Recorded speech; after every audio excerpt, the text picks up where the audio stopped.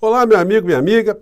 Coisas incríveis estão acontecendo aqui no nosso país. E você que acompanha sempre os nossos encontros, já me viu dizer várias vezes que espaços como o nosso portal não estão apenas combatendo pessoas que se colocam classicamente no campo da direita, que defendem algumas pautas econômicas, algumas visões de mundo.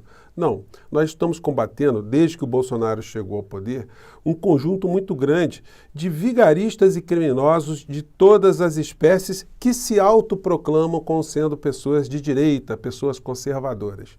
E hoje, muitas dessas criaturas estão se convertendo em verdadeiros bobalhões. Uma coisa é você ter essas criaturas dentro da esfera de uma estrutura política de poder.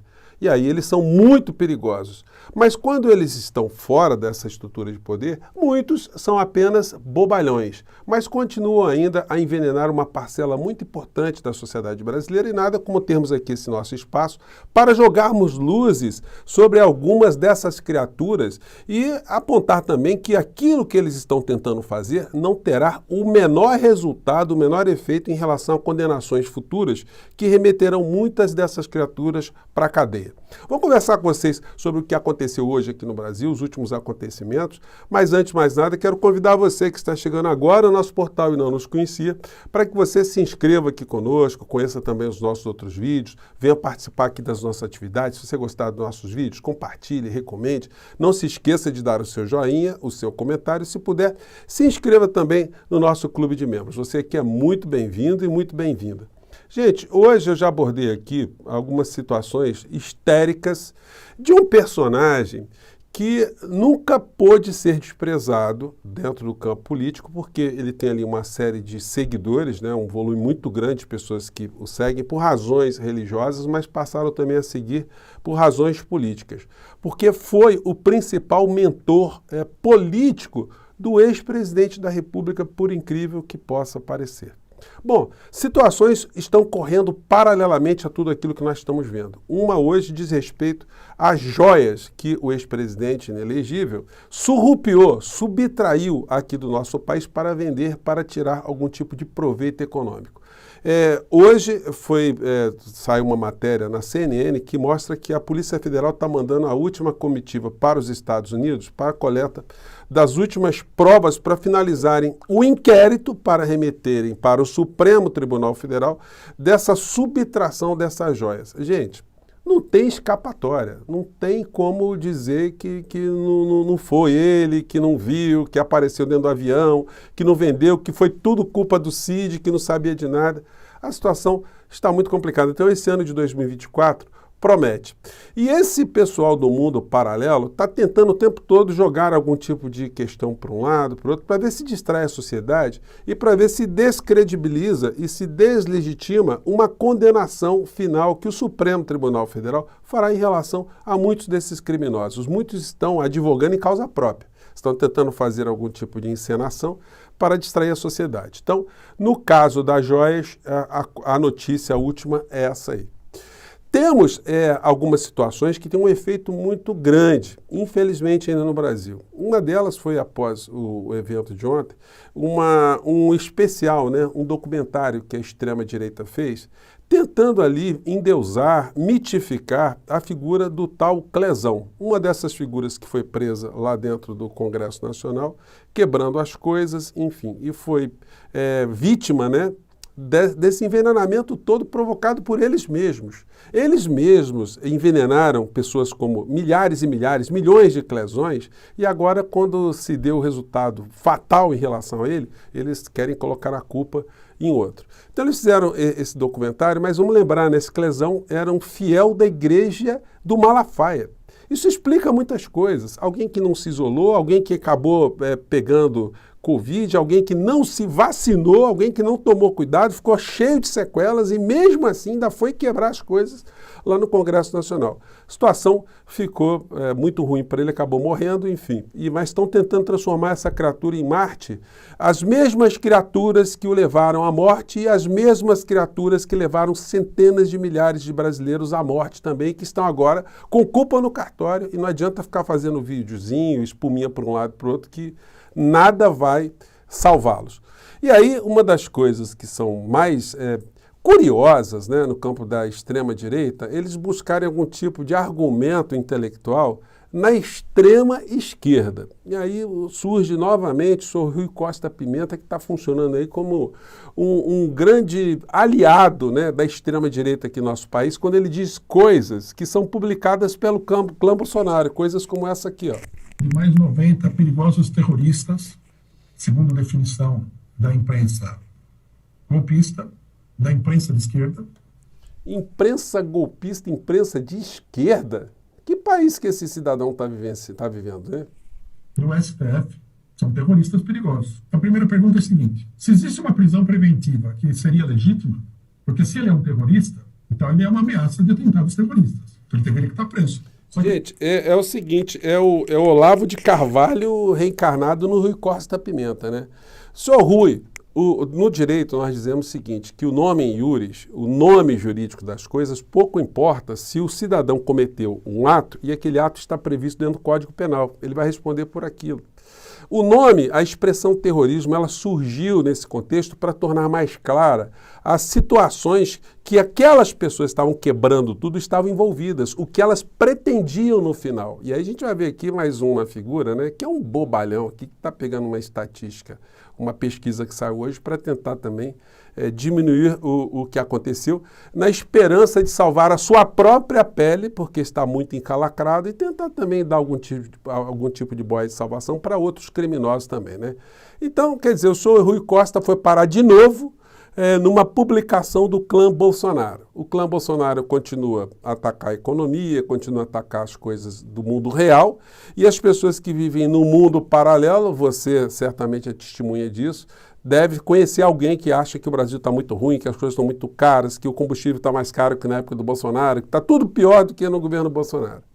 Então, existe um trabalho de comunicação muito importante que precisa ser feito em relação ao que está acontecendo hoje com o governo Lula, mas mais do que isso, o governo Lula precisa apresentar resultados econômicos concretos e trazer algumas questões para o debate público. Porque senão vai ser esse jogo jogando para o lado, Haddad fazendo o papel de um moço comportado na economia, o governo adotando a pauta neoliberal, respeitando todas as propostas dos grandes veículos de comunicação, da Fiesp, do Banco Central. E aí, quando chegar na próxima eleição, a gente vai acabar sendo surpreendido pelos negacionistas de volta ao poder. Então, essas questões todas têm que ser muito seriamente debatidas. Saem alguns dados aqui no Brasil, nos cadernos econômicos, que não são colocados para o grande público, como, por exemplo, essa matéria aqui no jornal Valor Econômico. Gente, isso aqui é uma coisa escandalosa, escabrosa, e que é uma das coisas que o presidente da República podia chamar para discussão, né? Pelo menos iluminar esse tema. A matéria diz: país gasta com juros 25% da receita fiscal. O pagamento de juros sobre a dívida do governo federal na América Latina aumentou significativamente em 2023, representando 25% das receitas fiscais no Brasil. Gente, é muita coisa. Em janeiro do ano passado, idêntico relatório da ONU tinha mostrado que o pagamento de juros pelo governo brasileiro representou cerca de 23% das receitas fiscais, arrecadação de impostos, taxas alfandegárias em 2022. Em 2012, a taxa era cerca de 20%.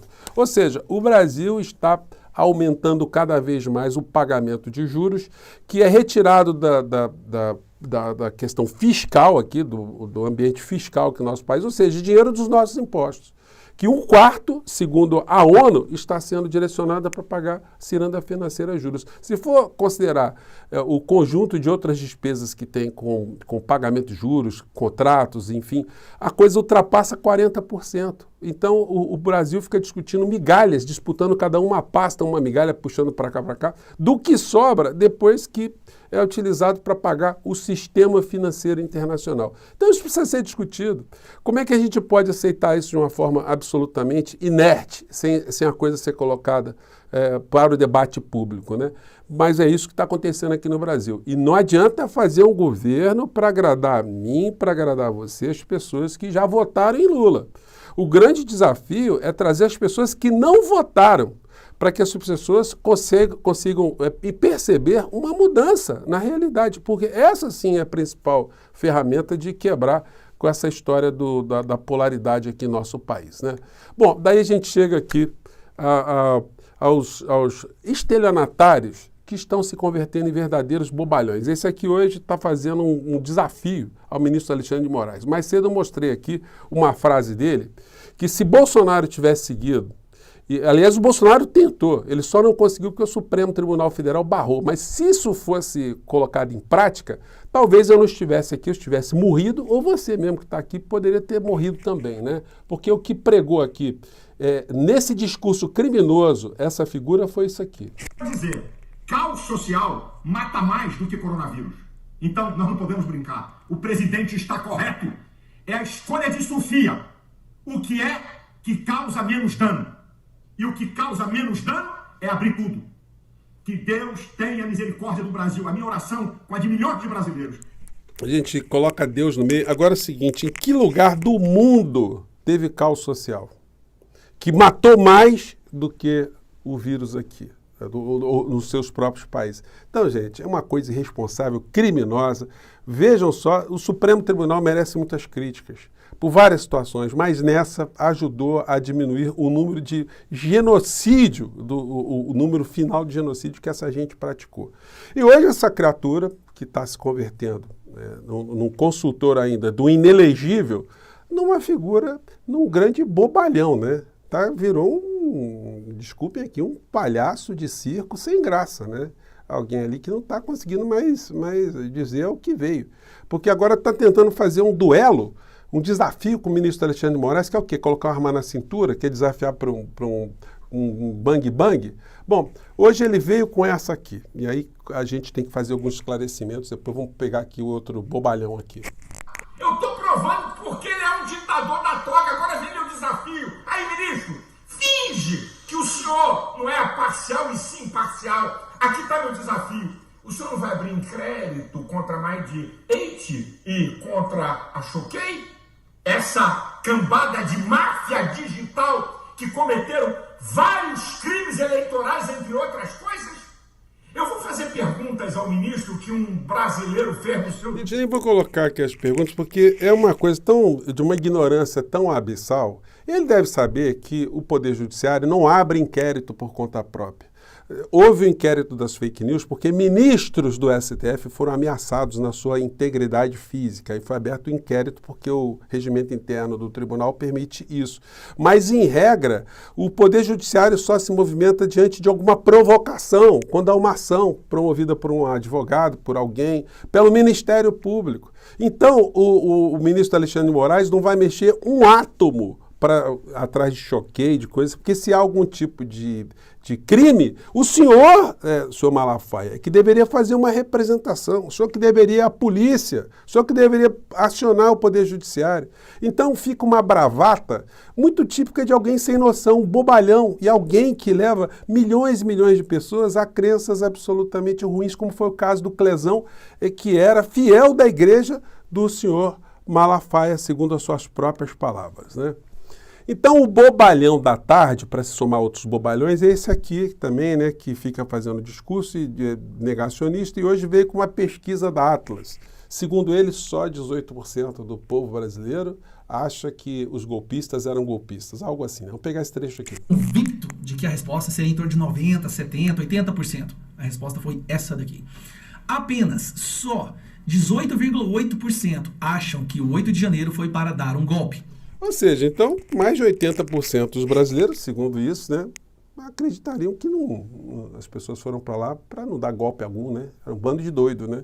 Só que a pesquisa, ele leu parcialmente. 34% acham que aquelas pessoas foram por fanatismo político, outras 20% por fraude eleitoral, 18% por tentativa de golpe de Estado, outra manipulação de terceiros, outra razão e patriotismo 2,4%.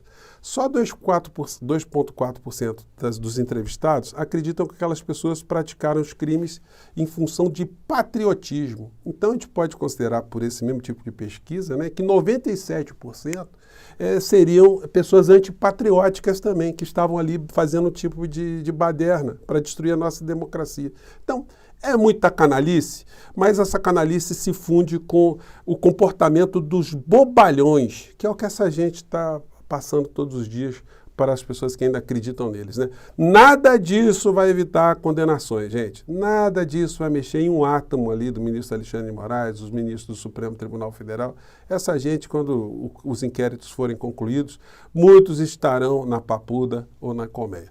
Eu fico por aqui mais uma vez, um grande abraço e até o nosso próximo encontro. Tchau!